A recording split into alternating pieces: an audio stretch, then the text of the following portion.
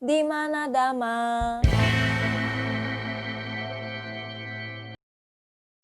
Kebencian dapat diakhiri dengan cinta kasih.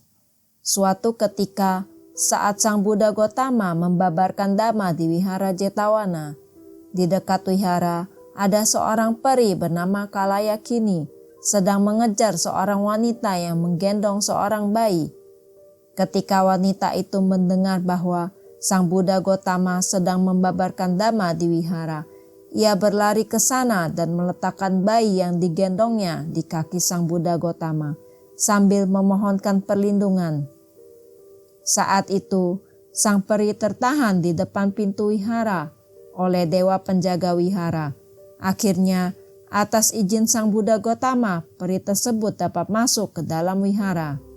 Sang Buddha Gotama kemudian menceritakan asal mula permusuhan mereka pada kehidupan-kehidupan sebelumnya. Saat sang peri masih menjadi istri yang mandul dari seorang laki-laki, karena tahu dirinya mandul dan takut diceraikan oleh suaminya, ia memberi persetujuan sang suami untuk menikah lagi. Sang suami kemudian menikah lagi dengan seorang wanita lain yang tidak berapa lama kemudian sudah mengandung. Karena iri hati, maka istri yang mandul tersebut mencampurkan obat ke dalam makanan istri muda, sehingga ia mengalami keguguran.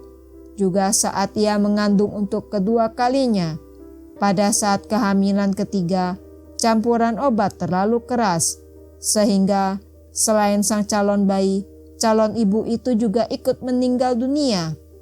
Dalam keadaan sekarat, wanita itu bertekad untuk membalas dendam kepada istri mandul tersebut.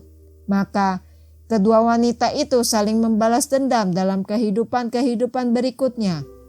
Dalam kelahiran sebagai ayam betina dan kucing, dan berikutnya sebagai macan tutul dan rusa betina.